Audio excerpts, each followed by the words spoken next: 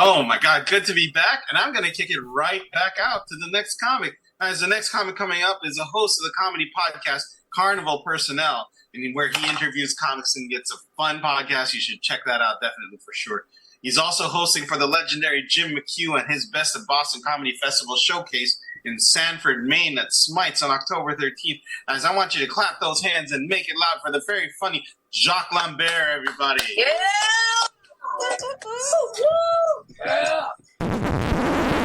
And let's just keep this show going. You guys, it is time for the wonderful, the amazing. It's been a while since he's been here. I'm glad that he's back. You guys give it up for Jacques Lambert. Yeah. Hello, my KO friends. Yes, no, it's been a while, and I feel bad because Troy was talking about people assume he was at like January 6th. I know he wasn't because he called me for a ride.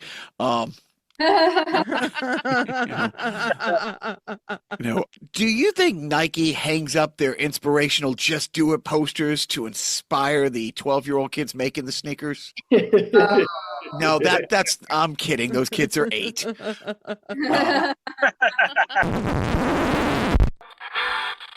District Home Office.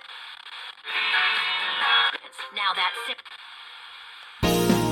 Baby, if you've ever wondered what became of Joe and me, we're living on the air at Carnival Personnel Podcast, CPP.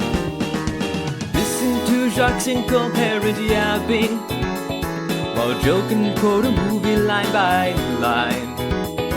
They may have no idea what they're talking about, but all in all, they still sound pretty fine.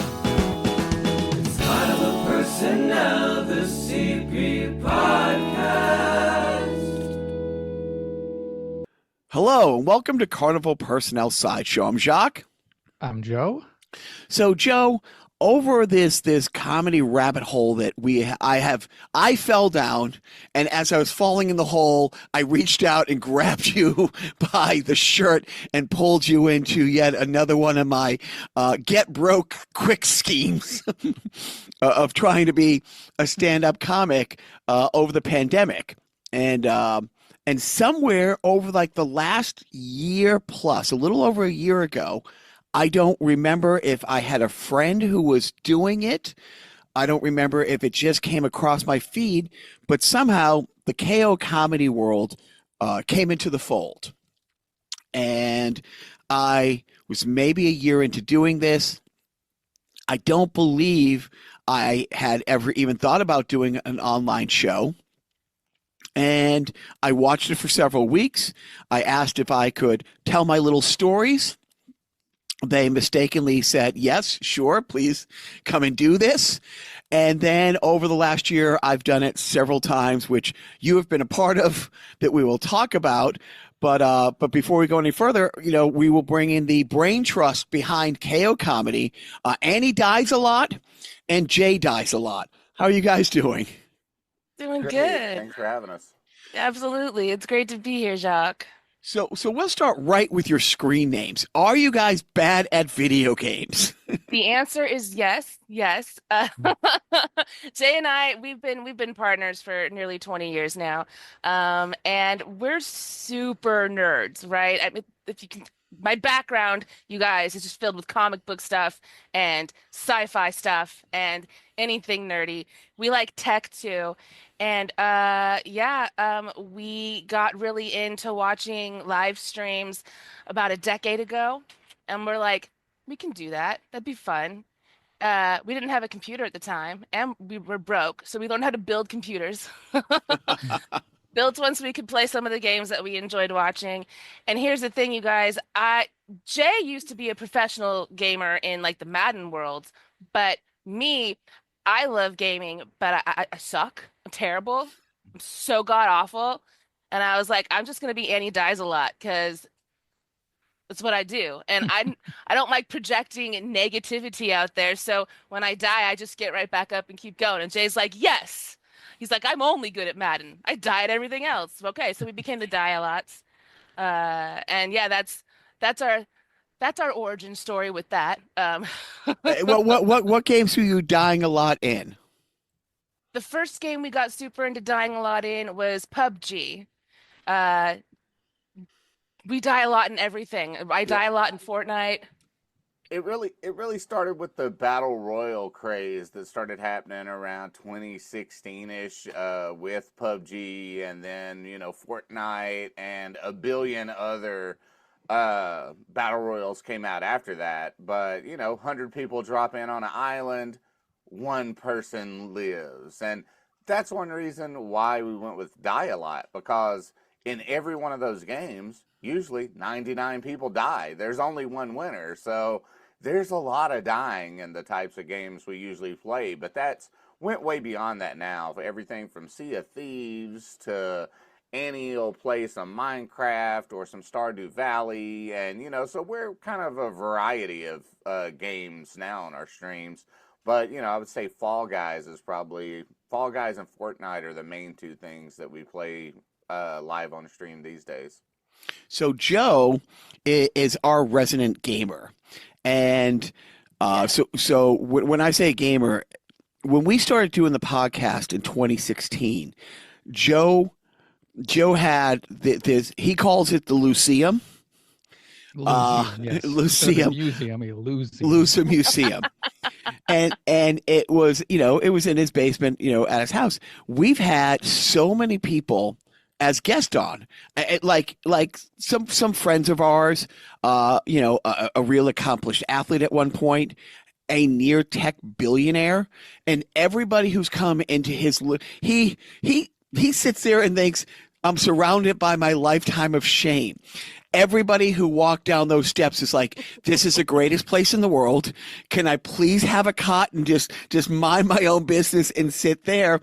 And one of the fun things that we did, I don't want to throw out a number and be completely off, but Joe, was it something like 28 working systems dating back to like 79 in the Lucium? Yes. Yeah, like I collect retro video games, and yeah, I have like an Atari 2600 all the way up to the Xbox Series X. And, so yeah, and handhelds and some computers. And stuff. If we were talking the handhelds, and then he had board games, and not like the board game craze that's going on now that you see. Like he has something like 12 versions of the Family Feud home game dating back to the mid 70s, like just, shelves amazing. And shelves. Right. Everybody sees. And one of the fun things we used to do on the podcast is he has bookshelves and bookshelves and bookshelves of games. And, it's system by system in alphabetical order. Oh my God, Joe, I'm coming over. I'll be there in 20 minutes. Hurry up, because I'm going to be selling this stuff soon. he has been saying that forever, and and yet he just bought some anyway. But one of the called dibs. Well, Jay, you will love this. So one of the things that we used to do, because he moved a couple years ago, so we don't have that set up. But one of the really fun things we did on the podcast, it was a random video game review, where I would have Joe turn around and I would just walk over to one of the 10 shelves and take a video game out. He had to guess which game it was from the other side of the room based on the empty space and then do a review of it. And there's a couple guides. Oh, I mean, look, he has turned his OCD into a superpower. Do not underestimate, the level of accuracy that he had. But then it'd be really fun. Then he would do a review, and we would either go online and see, like, what this game magazine or that game magazine. There was, if it was a Nintendo game, there's who's Pat Bible Country puts out the official Nintendo library, and it's a review of every Nintendo Entertainment System game. So I would just compare my review to his review. But yeah, and then we'd go on eBay, and I'd have to guess kind of Price is Right style, like how much I thought it would be going for. So yeah, we made it into a shtick, and it was fun. And now, hey Rocky, watch me pull a rabbit out of my hat. Again? Nothing up my sleeve. Presto! Wrong hat. I take a 7.5. Now here's something we hope you'll really like. That was fun. I didn't beat that. I did beat Luigi's Mansion for the GameCube. Who remembers the GameCube? I do. You do. Yep. And that's all that matters on this podcast. So while I was babbling, Jacques pulled a game off my PlayStation 2. It's Please. on the PlayStation 2. It's on the PlayStation 2. And I'm going to say it's a C game because it's not...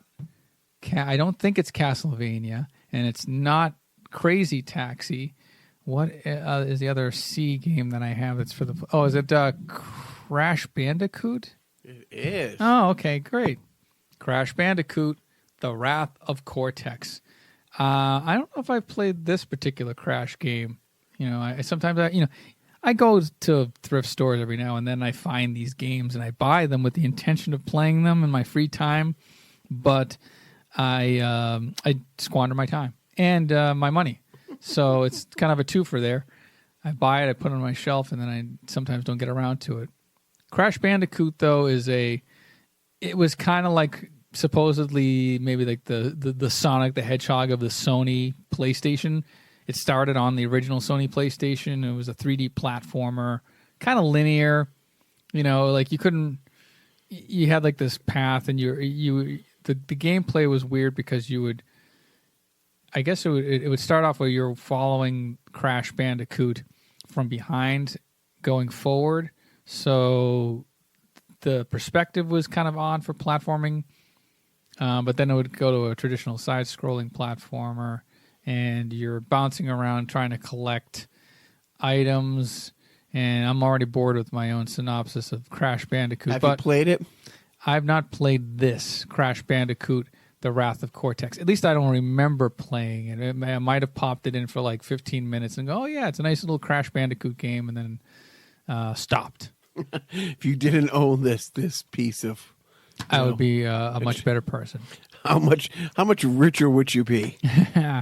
I would probably have an additional $6 in my pocket. Yeah, pretty much. Yeah, $4.99 Yeah. probably shipping. So good. Yep. All right. All right. You know, have we pulled off a diamond in the rough, like a game that you thought was like $4? It turned out to be like $8. Yeah, I think so. I think we've Had had a a couple couple of of. those? I think we've had a couple of NES games like that. Yeah. Okay, just Yeah, don't worry about it. My retirement is sound. Don't worry. I made wise investments. I'm not just a fool that is soon parted with his money. And now, on with the show.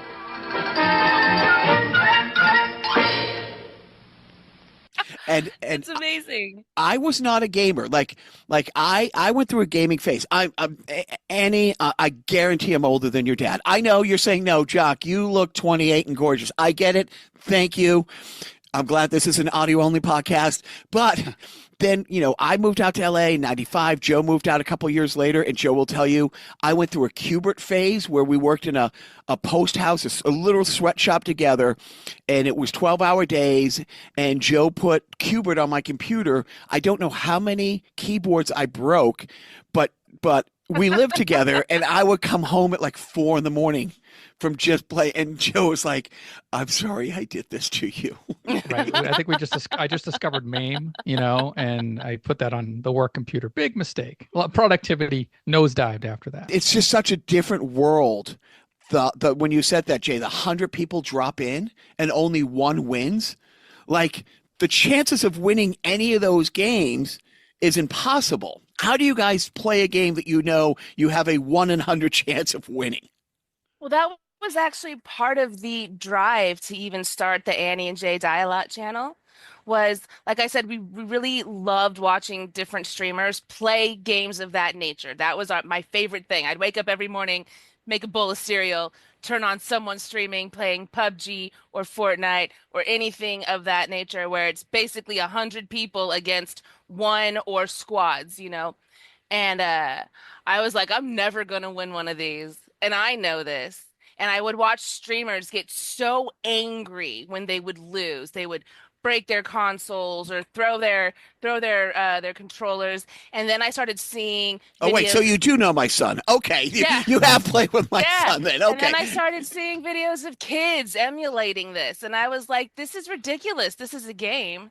And so when we first started, the whole goal, and it still is, the goal of our channel is whoever's watching, we're going to die a lot. We're going to die a lot together, and we're going to have fun doing it. We're not going to throw a fit, right? That's not our MO. We don't get angry when we lose. We die a lot, we get up, we keep going. It's a game. If you like to play it, play it. If it's going to make you freak out, maybe it's not for you. And it's been a nice little community that's gathered up on there. We have kids that watch us, which is great. We have adults that watch us. That's great. And yeah, I died last night. I was playing Fortnite and I didn't get a single win. Not one. Not one. I got second place with my squad. We got second place like 4 times, so that was cool. But mostly we just died a lot. And what about And you, it was Jay? a Have you blast. broken it? You ever broken a controller? Never. Well, only playing Madden. Okay, all right. But playing this style of game, no, because I generally expect to lose. I don't think you're supposed to go into games expecting to lose, but, you know, hey, I'm bad at any kind of shooter game anyway. But I even once made a compilation of second places because I'd had so many second places in a row that I was like, I'm never going to get first, so my highlight video is going to be second place videos. Always a bridesmaid. Always the Yes, bridesmaid. It's funny because I want to talk about Madden for a second. I've never played. I was a huge Patriot fan for a long time. Not a football fan, I'm just sorry. a Patriot fan. Why would you be sorry? How rewarded we were over those 20 years. It was the greatest run in history, and it will never be repeated, which is why I wouldn't watch anymore, because there's no point. Like, literally, that will never happen again. I'm done. I'm good. But I know You so have many the same people. attitude toward that as I have toward basketball. I quit watching basketball when Michael Jordan retired because I mean, It's not there's going to nothing happen left to again. see. Like it literally, statistically, Annie, I'm dead serious. Like Tom Brady played 19 years for the Patriots and went to 14 conference championships. Like the mind-numbing numbers, and it was great. I watched him as a kid. I had the right, anyways. But Madden. I've done a bunch of military tours with people from the Big Three. I produced tours, and it is funny when you go over to the base, and like the biggest part of these tours is when you get these pro basketball players playing Madden against these deployed soldiers. Like we would have Madden tournaments at every base we went to. That's how I got into Madden, was when on PlayStation 1, I was in the Army. Oh, started playing Madden in the barracks, and it went from there. Then I started traveling around whenever there was a Madden challenge, anywhere within driving distance. And I've played in every major city in the Southeast. I've played in multiple times at this point. I mean, it was such a phenom. And my little guy, who's now 14, a few years ago, never played. He hates the word soccer, so I'm going to say football. He never played football, but his best friend's from Brazil. But he got into watching the World Cup, never having played. At the same time, I am watching relentlessly on a loop the greatest TV show ever, Ted Lasso. Yes. like relentlessly. My wife doesn't like sports, loves sports shows, loves sports documentaries, loves sports movies more than I do. But she'll watch any great documentary. But we loved Ted Lasso. And if a friend was over, it's like, oh, you haven't seen it? Well, sit down. We're going to watch season 1. I'll order pizza. You can leave in 9 hours. So this became our world. But he started playing FIFA. How much? So he's severe ADHD, and he's great at everything he does. So he goes from never playing the sport to being a striker on a team where he's the only gringo. About an hour away. Half the kids are Brazilian, Portuguese, and the other half are it's either Spanish or Brazilian, or Spanish or Portuguese being yelled from the parents on the sideline. And here's this white devil with hair that touches his ass, like running up the pitch, yelling like Akia here. But he knew positioning. He knew so much from playing that game. It was the one time where I'm like, okay, you hear these stories about military people flying drones who were just really good gamers, and it transitioned over. I'm like I said, I'm 8 years older than Joe. I'm old. I grew up in the era where there was that movie where a kid was really great at a video game, and it was really put in the arcades to find pilots. Last Starfighter. Thank you. Oh my God. Grew up on that. So Joe will tell you I am embarrassingly good at Galaga and Miss Pac-Man. Like, embarrassingly good. Yes. Like,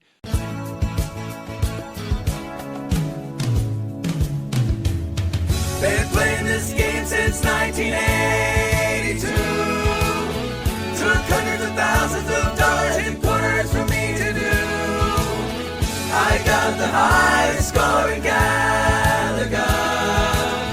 I got the highest score in Galaga. I got the highest score in Galaga. This might be the greatest moment I will ever have. and my whole life was built upon, when is the spacecraft getting here? How have they not seen this Galaga score? What is wrong with the world? So you hear about that in the real world, that like when drones in the military became a big thing, that yes, you know, these on the spectrum kids who lived in their room are now colonels in the military in a bunker in Nevada flying drones to the Middle East. And you're like, holy shit. But he got so good at real football, and largely based on understanding the different styles and the different, positioning, and just so have your gaming ever translated into helping in the real world, either one of you? Only with fantasy football. Okay. But playing Madden, I knew every player. I knew roughly their skill sets because of the ratings in games. And I used to base my fantasy football picks and drafts based on how good they were in Madden. And it generally worked out pretty well. But then when I quit playing Madden, I couldn't play fantasy football anymore because I didn't know any of the damn players. That's so funny. And what about you, Annie? Yes, absolutely. Well, Madden is actually one of those games that did help me out a little bit better in life. I've always been, well, I used to be a huge football fan, right? I'm from the Bay Area. Go Raiders, man. And they did. They went to Las Vegas. They did. The Raiders did go. Well, they've done it a few times to me over my lifetime. They left me for LA, then they came back. They left me for Vegas. I'll see what happens next. So I would watch it. I would watch it every single week.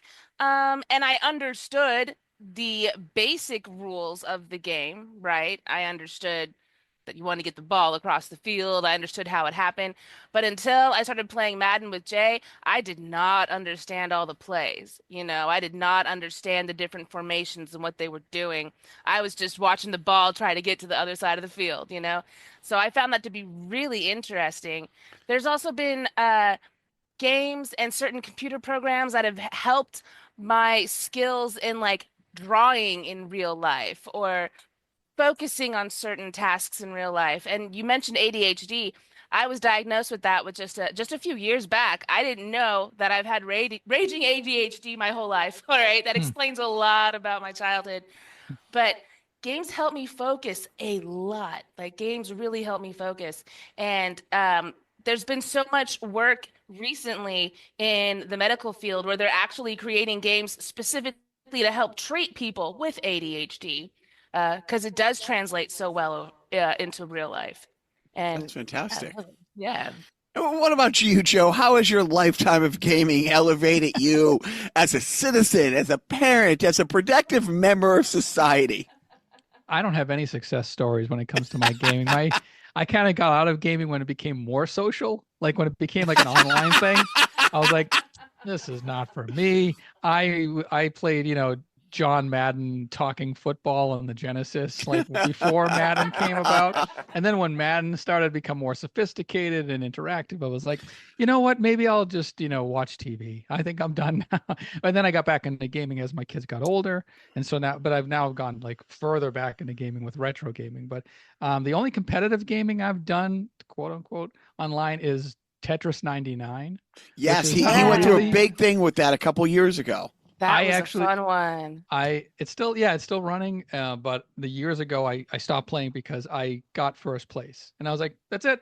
I Retired. recorded it. Hey, I retired on and that's top. a battle royal. You would be fighting against 100 other Tetris players, and yes, I played some of that too. That was the first time battle royal kind of jumped from being a shooting game to other styles of games, and they've done that with a few different games now. There's even Pac-Man battle royal. There's quite a few different games like that now, and it's awesome. But Annie talking about learning inside, football a little bit better. That's only because I would print, and it would take almost a day to do these 1,000-page. It would be every playbook that's in the game, and me and Annie would sit around and evaluate the plays for my play style to get just the right playbook for the right team for me to go to a tournament with. Wow. That's like you hear the stories about Bill Belichick's obsessiveness of quizzing players on the intricacies of the other team's playbooks. Bill Belichick's playbook was nothing compared to mine, and I would even at one point bought a wristband to keep lists of plays on. I was out there just like every one of those quarterbacks, opening up my playbook, going, "Oh, for this situation, yes, all right." I'd have like 10 plays for everywhere I was at. Third and 8, I had 10 plays for that. That's awesome. Do you get a wristband, Annie, or do you you don't get that far down? So I didn't get that hardcore. No. So were your lives turned upside down? I know exactly when it happened. I was in the Middle East on a project and literally had to get on a plane and come home because my 12-year-old lost it when the meteor crashed into Fortnite. Oh yeah. He literally I forget, it's like a 14-hour difference, and I get the phone call from my sister he's staying with saying he's having a meltdown because he thought the TV broke. He thought the game broke. That's what it kind of looked like. That was right. And he's 11 or 12 at the time. And it's like literally, and then I come to find out that, there was a billion other, dumb kids around the world who thought their system broke and thought they lost all their money because, their parents' money on the digital outfits that they had spent and that their lives were over and had no meaning. That was the greatest marketing ploy, I think, maybe in gaming history. Where were you guys? Not when Kennedy was shot. Of course, you weren't alive for the moon landing. Where were you when Fortnite crashed? Oh, Kennedy. Yeah, Kennedy. I wasn't alive for that. And we were sitting right in this exact same room at that event. And we've been to many Fortnite events since. Just last week, we watched a concert inside of Fortnite with Snoop Dogg, Eminem, Ice Spice, and Juice WRLD. Juice WRLD's been dead for a while, but you can still see a concert with him inside of Fortnite. They even released his new album and a new song. My kid skipped school. My kid skipped school to watch Travis Scott about 2 months ago. 2 months ago, Travis Scott had and it's like, why is this at 1 p.m. on a Thursday? What is that? Definitely an issue that I've had with Fortnite for sure is sometimes, I know they're trying, it's a worldwide thing. They're trying to make each pocket of the world happy at different times. But that first event, I do remember it. I remember it very, very well when the screen just went black. And I knew, because I'm super into reading up on things, this was just going to be for a little while. It's update time, right? We're going to be back in 24 hours. But so many kids didn't even think, go look at Twitter, go look at see what's going on. They kept this, they're like, we'll be back, don't freak out. Well, he did not do that. Before we get back into comedy, so you've already agreed with me that Ted Lasso is the greatest show ever, but Mythic Quest also pretty awesome. Mythic Quest is great. Did you hear about the spin-off that we're getting this year? No. Okay, it's going to be an anthology series. Jay, I can't hear myself. Yeah, you got echoey really quick. Yeah. Sometimes we forget to mute when the other person's talking. My apologies. You monster! Yeah. Yeah. That's They just Yeah, they he's just sitting broke right through the next to screen. me. Yeah. No, the goal is to eventually get us separate spaces for when we do things like this. And when we're gaming live together, we probably should have done this today. I just didn't think to. We usually wear the same microphone, the same. We come from the oh, same computer. that's So awesome. it's earlier in the day for me. I had a late night. Didn't even think to do that first. Um, but let's see. Mythic Quest. Yes, there's going to be an anthology series that drops this year.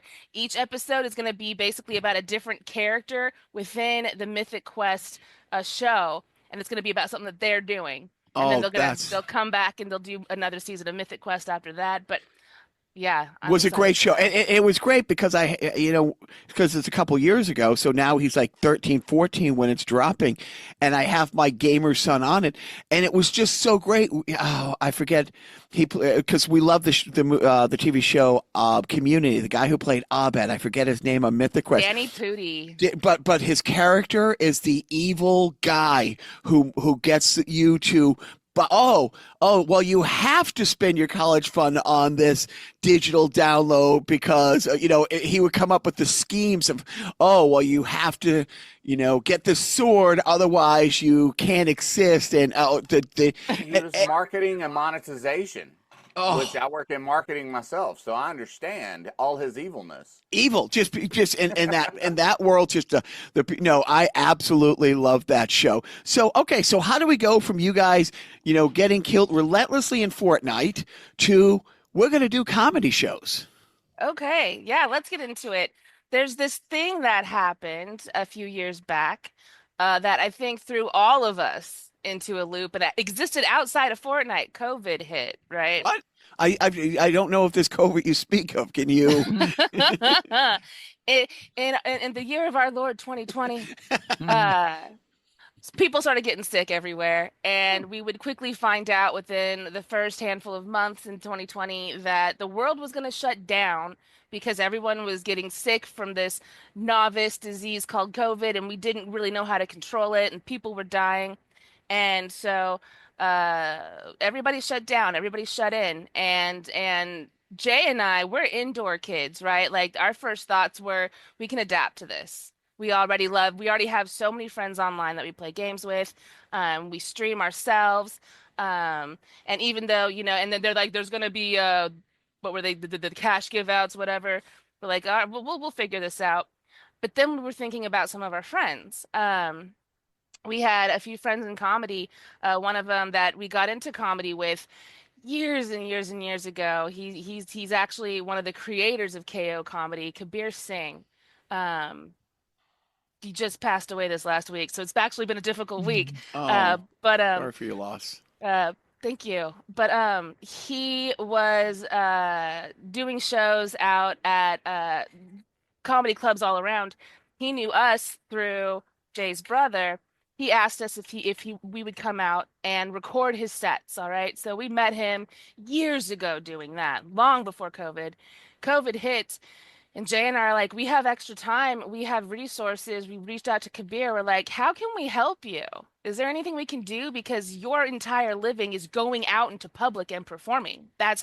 So what can we do to help you? And he was like, hey, I started this thing called KO. I'm going to put you in touch with our other creator of KO, Sammy Obeid. And I think we can figure something out. We're trying to figure out how to do these live streaming shows. And I said, great. So we hit up Sammy, and he led us through the Zoom shows that they were doing, and we were like, hey, we can put overlays on this, and we can stream it out to Twitch. We can get a bigger audience. And Sammy was like, great, let's get into this. And so ComedyHub was born. Jay and I developed that over on Twitch. We reached out to other comedians. We started out with the KO shows, streaming those out twice a week. Met other comedians through that. Also would just like look for people that were back then it was 3 days a week. They did Friday, Saturday, and Sunday. That's true. But we just kind of grew through that, and a lot of people, because we were doing the KO shows, they found us and were reaching out to us. Can you do a show for us? And yeah, that's how it was all born. We're not even really in comedy. I'm not a comedian, but I love comedy and I had good friends in it, and I just wanted to give them a platform when there wasn't any other platform at the time. That's And fantastic.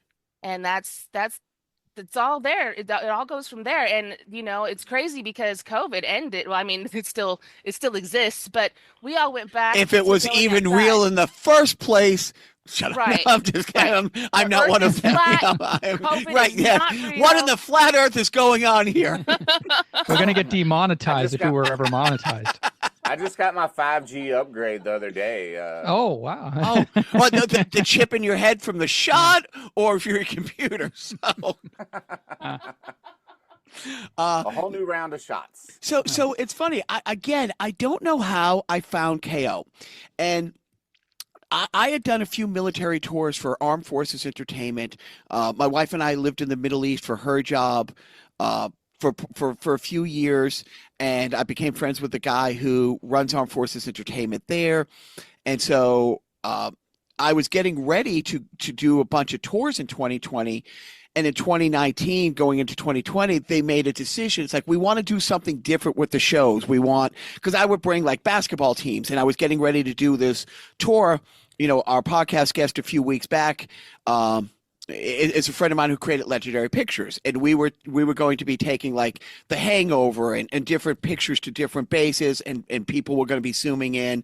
But they wanted to do more than just like watch a movie and greet. They wanted a whole show. So basically they said, we need you to kind of be Bob Hope on these things, like do warm up. And way back in the 90s, Joe and I, late 90s, had done very little stand up. We're sketch comedy guys. But I'm like, okay, so I started writing, getting ready to go and do these tours. Like, I had found out about COVID early on because it moved across the globe, and we had shows scheduled for the second week of February, and they were like, oh, we're going to push these things until March or April. This thing is going on here type thing. But then as it got more global, and I was the first person. Look, I don't fault anybody for not knowing how to handle this thing that it never happened before. But when people were saying, "Oh, once the summer rolls around, it's going to burn off because it's airborne," I'm like, my tour in Kuwait was preempted. And I don't know if you know a lot about Kuwait, but off season it's 109 degrees in the shade. So we're going to put that theory you have over here. I granted, a lot of people did their own research. I get it, but yeah, I had heard about that, and then so by the time it's done, and the world's kind of getting back, I had done a lot of material. I got ready to do a lot of material. Joe and I had worked for like a year writing some stuff. Couldn't find mics. Then I started, and I don't remember how I found you guys, but like I said, I watched, and then it was neat because, oh, I've seen this guy at a mic. Oh, I think I did a book show with this guy, and I don't really, didn't really know him, but to say hi.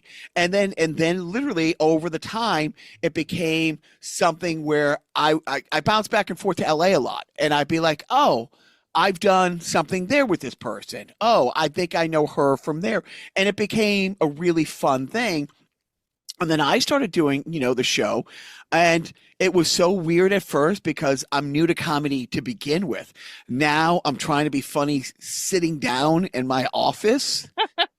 It's a different beast for sure. Right. And there's no feedback, and it's so hard to do crowd work on a KO comedy show.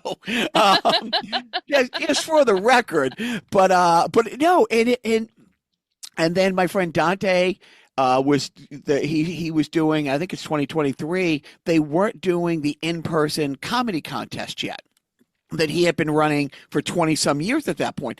And I actually did really, really well in that because I had done 2 or 3 KOs by the time, that ran around. And now, because I have kids who actually want to be around their dad, and we do lots of road trips, and they're both active in different activities. I don't get to go to mics ever. So I've been able to use KO Comedy as my open mic for the last, whatever. But then it's great. it was maybe 4 or 5 months ago. I see a comic that I don't know if I worked with, and I'm like, oh, AJ Penny, right? I've seen him this, and then the next comic up was his friend Nestor. They're South Shore, which might as well be Oklahoma. You know what I mean? It's like, but they had come up, to Portsmouth, New Hampshire, and it was great to, oh, dude, we did this KO show a few weeks ago type thing. It was really surreal now that you're seeing these people in real life. And the other thing that I love, I work lots on Fridays, and one of the guys who books me a lot, I live just outside of Boston, but he has a bunch of shows up in Maine. So Nice. I'm in my car, and those shows are wrapping 9:30, 10 o'clock on a Friday night. I got a 2-hour drive home. The number of times I have KO streaming as I'm driving, just because it's a really fun listen. And then You're a regular. Jacques comes in all the time. Not gonna say anything. He'll just like leave a note, like I'm just listening, and we love having you there. Yeah, well, if somebody's in the car with me, I'll be talking the whole. But if I'm driving these shows home because I work most Fridays somewhere in New England, it's a really fun list. And then I stay on for the after party, and I'm not competitive. I don't play, games with people like that. Just with women's hearts. Am I right, Joe? Hey, I was not listening, but I do. I listen to the after party, and it's great. Lauren and why am I Sarah? Sarah. They're just the best. I become online pals with both of them. Sarah's gonna have to go to a show sooner or later because she lives in New Hampshire, Southern New Hampshire, Yep. and I know Yep. I'm 10 minutes away from her. I'm going to be doing shows up in Toronto this spring, so maybe I'll meet Lauren in person. Who they're just the best people. They're just the funniest people. It's just a really, really great listen for me. When I'm driving. So I really appreciate that you guys have kept this going now that the world's reopened. I mean, Yeah, it's still going. It's still evolving. It's amazing you bring up Lorna and Sarah because their situation is they were not comedians, period, prior to COVID. COVID hit. Sarah found us first, and she was like, "I've always wanted to try out comedy," and we encouraged her. She's got one of the best laughs of in it out of everyone out of all of history. She just has a glorious laugh, and like all the hosts of all the different shows will be like, "Where's Sarah Green?" when she's not there, and they all encouraged her to go for it, try it. And so her first time ever performing comedy ever was on the KO stage, and fantastic. she's done multiple shows now. Now she does live shows from time to time, and I've watched her confidence grow, which has been amazing. It's been a lot of fun to watch her start off as just so nervous and so scared, and now she's got multiple sets that she can do. Lorna, similar thing. She came to Comedy Hub via Josh Filipowski. He's a Boston-based comedian who teaches comedy classes online. And Lorna found him, and he was like, we run his March Comedy Madness spread every year since COVID. And That's Lorna great. came and found us through that, and she's been doing now she's doing stand-up work in real life, and it's been really cool to watch that progression. And you're right, Jock, that the different levels of people that we have on Comedy Hub is insane. We have people that are just starting out, and then we have, people that have been doing this for decades, We Oh have well, Judah your Friedlander on host, Mondays. your host yesterday, Casey. I work with him on a regular basis. I don't know if he's a New England guy or New York guy because I see him both in New England and New York all the time. It's like he's a real working comic. He's out of Boston. But I see him in New York a lot too, and we've done Jim McHugh shows together. Super nice guy. But I always see him hosting your show. I'm like, that's a real comic. That's not somebody trying to do comedy like me or somebody like kind of noodling around. That's a comic who works every weekend somewhere. And it is great the range that you have. A while back, dude, it was great. You had, I have my podcast, and there's a couple other comedians, Wayne and Anthony. They have an amazing podcast called Open Mic Pain. They've been doing it almost exactly 2 years, and now they're all over New England. Like, one of the two hosts and I were at Mohegan Sun, but but that, there's another group that we're kind of friendly with, and it's three people who do a podcast: Tommy Wires, Sean Ruiz, Mr. Rue, and Jay, and the three of them were on KO a couple months ago, and so yeah. they were all together. It wasn't like, oh, one of the three of them, and I don't know how they worked it out, but the three of them were on the show together,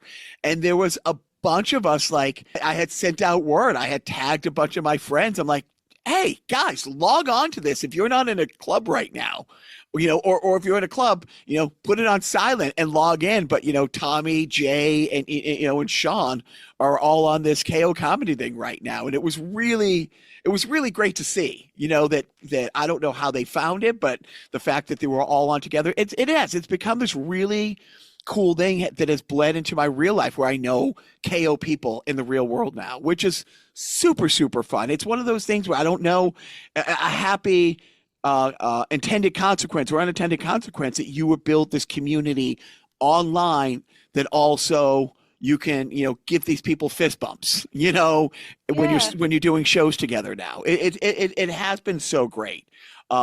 Joe was part of the KO comedy team one night. Nice. So when Joe's wife goes out of town, or my wife goes out of town, we go to each other's house and we fucking party. Joe, tell them how hard we party. Tell them how hard we party. Oh my God, you don't know. Where do I begin? I mean, do we start with the 1970s game shows that we watch on YouTube, or do we, jump straight to the, 1950s version of the Tonight Show, where Jerry Lewis hosted for a week? And Hugh Downs was his sidekick. So yeah, we watch old TV shows and whatever. And one night we were, just going through the usual binging of these older shows on YouTube or whatever. And a reminder pops up on Jacques' phone. Oh, I'm supposed to be on KO Comedy tonight at 10:30 Eastern. So we rush downstairs. We set up his laptop. And by we, I mean he. And then when we get down there, he's, all set up. And he has a drum kit in his room because he's a drummer. And I go, you know what? You need somebody to do the badum chink every time one of your punchlines lands or doesn't land. Or doesn't land, right? Yeah, Yes. so that's my contribution. If there was one night where you might have heard a faint drum fill in the background, that was me when Jacques was doing his set. It was the best because yeah, I mean Joe and I have been friends forever, and we'll get together and we'll watch, like one time we watched like 5 of the Battle of the Network stars from the late 70s, or we'll watch 3 hours of the special themed Hollywood Squares because we love Paul Lynn and stuff like that. But when the alarm went off, I'm like, oh shit, I completely forgot. It was so much fun that he did that. I was like, I don't want to do KO unless I have a live drummer anymore. I just, That's no, I have great. to schedule around. No, it was so much fun. We've had this. That's one of my favorite parts about it. Doesn't matter where you're at. As long as you have your phone, you can still sign in. Right? Yeah. And since we've gone back to live shows, like during COVID, we had huge names on constantly because they had nowhere else to go. Like Jackie Kashian, always on. Lori Kilmartin, always on. But then after they got back to work, they're like, we still want to do your shows, but can we do it between sets? So now they come in like from their cars, and I'm fine with that. How That's great's fine. that? Yeah. Getting a household name. Yeah. And they're great, and they continue to support KO. So that's fantastic. Yeah, you were talking about just all the people that you see on it, and I mean, I won't lie. The last few days have been kind of hard because I've recognized if I could tell Kabir anything, it would be thank you for all of the connections and friends that you specifically Yeah. got me into, because without him, none of this would have existed. And I'm looking at, 5 years after COVID, I've had so many experiences I never thought I'd have. I've met so many people I never thought I would meet. Right. Or work with. Right. Doors open you didn't know existed. Yeah, I had no clue. And then beyond that, like the community, because we really do focus, like and I think this is part of Jay and I's thing when we stream. We're all about the community that's watching, whether it's on Twitch or, in the Zoom room. I have made lifelong friends now. that Oh, yes. it's And this incredible. world is. I mean, my son, I took him to St. Louis this past spring because he's been in a gaming group, and 3 kids lived in St. Louis and one lived in North Carolina, and a couple of them were going off to college, and they're like, if we're going to do a get together, let's do it now. And it Hmm. was just great for him. But like, because I've had that, like doing shows with the people from it. And another thing I like about KO is I can't go to open mics because I'm busy. Also, I can't be around horrible people. Um, I just All right, I'll can't. leave. Fine. Oh. If you could have taken a hint, Joe, you would have left years ago. You know, but seriously, it's like when the third guy in a row goes up there to do his fantastic cutting shock comedy about crossing over pedophilia and bestiality. Okay, great. Breaking new ground. Fantastic. But I'm part of a couple monthly supportive mics where if it's your first time or you're new and things aren't working, people will like work with you. And I've seen people bomb on KO where the rest of the room is like, no, keep going. It's fine. You know what I mean? Do the joke again. Where it's not this judging kind of you have to come on and hear and kill to come back. And I've seen people over the year that I've been luckily to be in this community go from, oh, well, that was rough to, wow, they're really doing it, because the supportive nature of the show itself as it's happening, people, I mean, even when you see big comics and something just doesn't land and they make a joke about the joke not working, it's fun. And that's something I've seen on KO so many times where people haven't been killing it, but they got the encouragement of the people on the stream, be it the other comics, be it you, and they kept going, and then they're back a month later, and then they're back a couple months later, and then you're like, I'm glad this person stuck with it because that Now was a they're great great. set. Right. Yeah. Right. It has, and that's why like there's so many things that, I wish stuck around that, happened during COVID, like not a lot of people on the roads. Yeah. But the fact that you guys keep doing it, it is fantastic. And I reached out to you before because I don't know if it was on one of the emails that I got or I was scrolling through Instagram, which is pretty much the only social thing I'm on because it's not toxic. Like it's nothing but Man City highlights, pop culture or pop songs from like, the Cure, early Cure, and stand-up comics. Like my whole timeline is nice.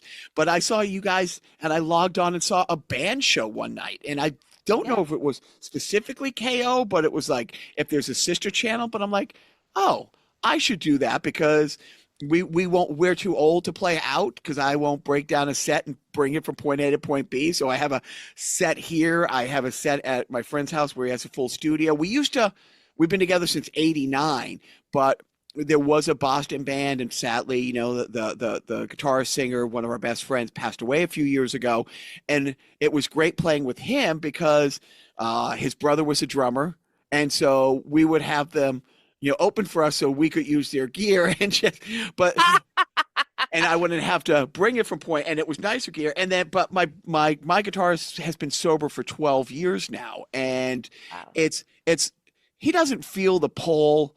Like he's sort of sober. He doesn't drink anymore. He still grows his own pot, and God bless him. He's sober. California sober, which yes, exactly. But that's never been my thing. But it's like, okay, great. He can function as a human being now, where he couldn't. But he can't play because if you're in a band and you're playing, most of the places are, like he said, you have to be in a place that's designed to do one thing and one thing only, and that's the one thing I can't do anymore. So for him to do a show means you have to be at a bar for 6 hours from sound check to going on, and it's like, yeah, I can't. So I'm like, we should do this. And she's like, okay, fine. I don't know why, but so what else does the Empire do? What else do you and Jay, you live stream your games, you have KO Comedy. What else is under the umbrella? Oh, wow. What is underneath the umbrella? Oh, And over the years, we have started other projects that either we just got bored with, or after we did a few episodes, we were like, that's not really what we wanted to do. And even most recently, we started a politics channel called the Sideshow. And going back to not early in the election cycle, but around debate time is when we started doing our first couple of live streams on that. We had live streamed the debates and talk over them, and then election night we got drunk on stream, and of course that didn't really go the way we lean, but so finally I was like, this ain't looking good. I think I'm done. So but yeah, we're always working on some little something to, kind of keep it interesting or to change it up so that we're not always doing the same thing. Even on our Annie and JayDiesALot channels, we like to change it up where it's not just games as well. For Halloween, for example, we went over to San Francisco and checked out houses that were decorated for Halloween. And so we spent like 3 hours driving around San Francisco just looking at decorated houses, and then we ended the night at a Harry Potter themed bar, and that was our whole live stream, was just driving around San Francisco looking at the decorated houses and then going to the bar. And so, we like to mix it up a little bit. It's not just video games. And that's awesome. Then outside of that, we also do a little audio video work on the side. So. And Joe, you want to tell them about my yard? Your yard. It's you got the front yard or the backyard? Well, the backyard has stuff too. The front yard. Oh yeah, you want to talk about houses that are decorated for the holiday season.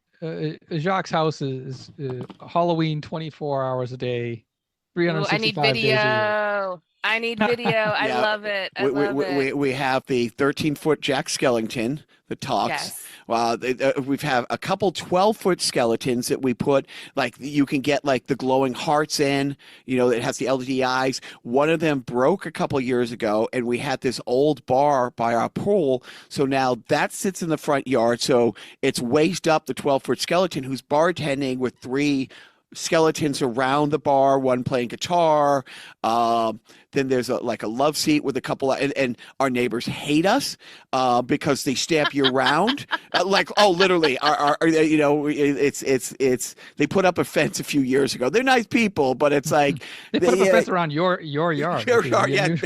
Like they had to take out a line of trees between our yard so that you could put up the fence, and which doesn't help. But yeah, they stamp you around, and we just put different outfits on the 12-footer, Yes. and so my wife lives for Halloween and I live for Christmas. So truly, inside our house and out is year-round Nightmare Before Christmas. I love it. It is. I mean, that's good all year round. I love Nightmare Before Christmas is one of my favorite just holiday films because it covers a few of them. it really does, but if you come over to a house, you think you fell into the set of Coraline, pretty much. Oh, that's fantastic. So we do. You guys do so much, and this is fantastic. By the way, Jay, now that we know you're in the same room, you don't have to keep the blur filter on. I can see the artwork, and when you were on and you mentioned you did all these Madden things in the Southeast, I'm thinking, oh, well, that's interesting. You're in the Southeast, she's in the Northwest, but you kind of have the same artsy stuff in the background. Isn't that, I can't really see yours, but now that you've broken the digital fourth wall, as a comic, again, I just want to thank you for creating a platform that gives people a chance to do stuff, that is so supportive, that I've made friends online that have spilled into the physical world. I spend a couple months in LA every year. I will see if I can, find an excuse to book some shows in Oakland or San Francisco this summer, and I will come on up there. But yeah, you guys put out so much good stuff I didn't know about. It's funny that you call it the Sideshow. So our podcast is Carnival Personnel, but when we have guests on, it is called the Sideshow. So I think I'll have to look. I think you were a Sideshow guest like 142 or something when this drops in a few, next week. So every other week we try every other week to do a guest. So one week it's just me and Joe, or our third co-host, who right now is in Japan. again. Doubtful he'll come back, and we hope he doesn't, only so we can go live with him for the next 4. He's Japanese, and he's my goalie in hockey. He's been my hockey goalie for 30 years, but he visits the homeland once a year, and where it was unclear whether it was a one-way ticket because he never got his U.S. citizenship. He kept his Japanese and his Canadian citizenship. Like his family moved to Toronto when he was 12, which is how he got into hockey. So we're not sure if Biff's coming back. We love him, but we hope he's not, just so we can go visit him. And in the very near future. Plus, I'm a big kaiju guy, so I've always wanted to go. Mario Land looks absolutely amazing and stuff like that. Isn't Plus, it? and plus, goddamn it, I like to feel tall just once in my life, Joe. Just one time to be, because I'm tall around Biff, but it'd be great to be around a bunch of other Biffs. His real name is not Biff. He's Himi Yumasaki, but anyways, but no, again, Annie and Jay, what you guys have put out into the world is just phenomenal. And as somebody who has benefited so much, thank you guys so much for what you do. Truly, so much for what you guys do. It's just such a great, nurturing, warm, funny community. Thank you. I mean, you're part of what makes it great and funny and warm. It's the people, honestly. It's the conglomeration of everybody, and yeah, I love the community that ComedyHub and KO have fostered. And I will ask you guys to tell one at a time where you can be followed, because there's so many places you guys can be followed. So why don't we start with you, Annie? Where is the best ways for people to follow you that doesn't involve a restraining order? Okay, if you want to reach me personally, I'm Lady Slade over on Instagram and on Blue Sky. That's the best way to follow me. And if you want to follow me video game wise, that's Annie and JayDiesALot everywhere. And if you want to see the KO schedule, you can follow us at KO Comedy pretty much everywhere. And the website is kocomedy.com. The website is kocomedy.com. And if you want to just watch the ComedyHub shows, it's just ComedyHub.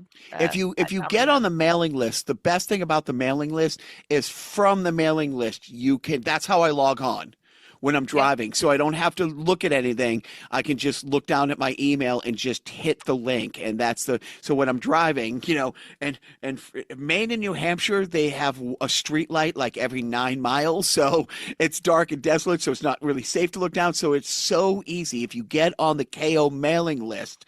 And I get emails a couple times a week for the Sunday shows, for the Friday shows.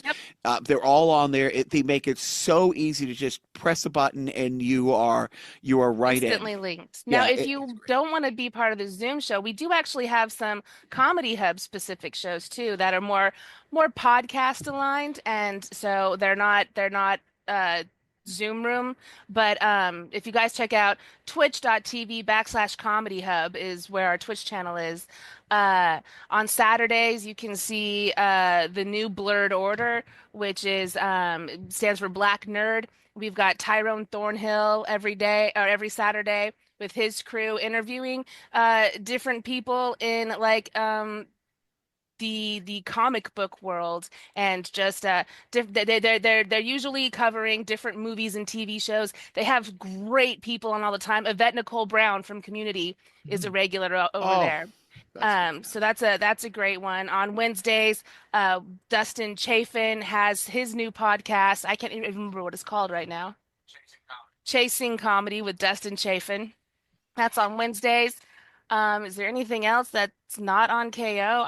I can't remember right now, but I think you're right. I think those are the only 2 non-KO based shows. But yeah, that's another cool thing about it all is we definitely have some people that are Zoom specific, but we have a huge audience over on Twitch too, and are coming in to listen to all different things. It's great.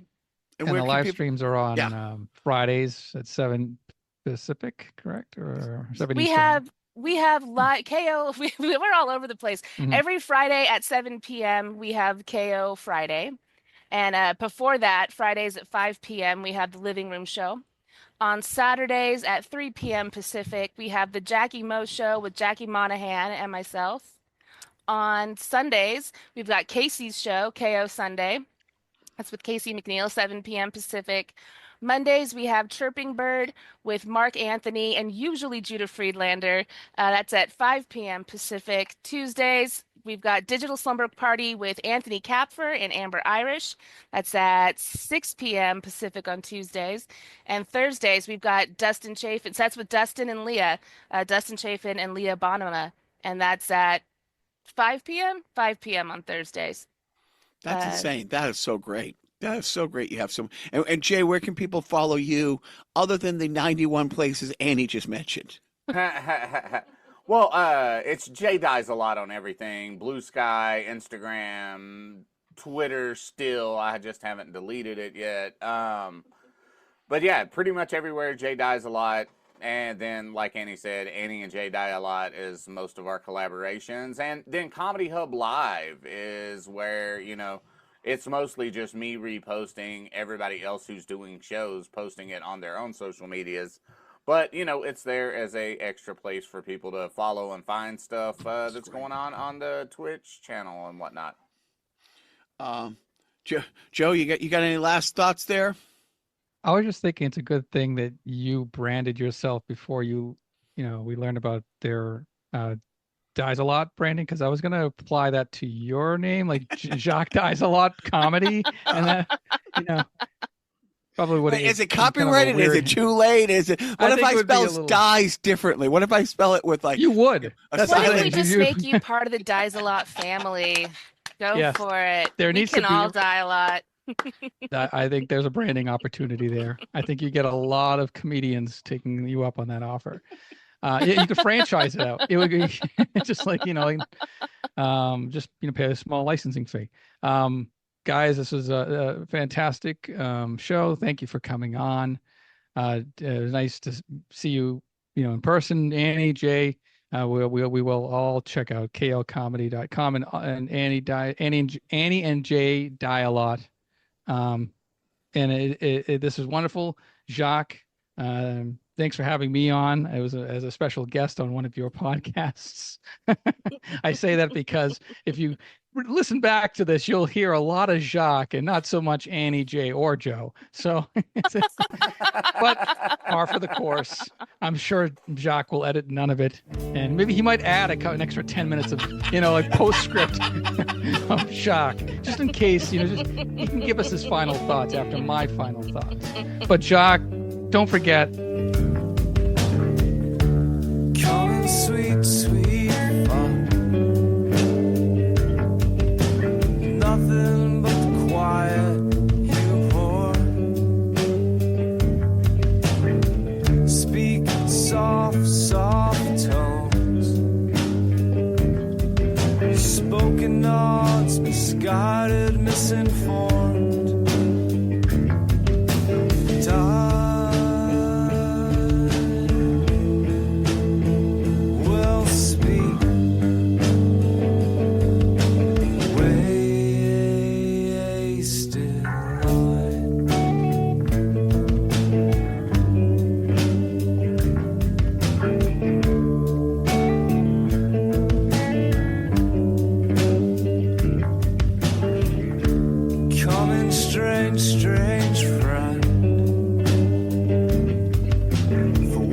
I found myself without your charm. Take it all again. I need no point of reference, your kidding's arm.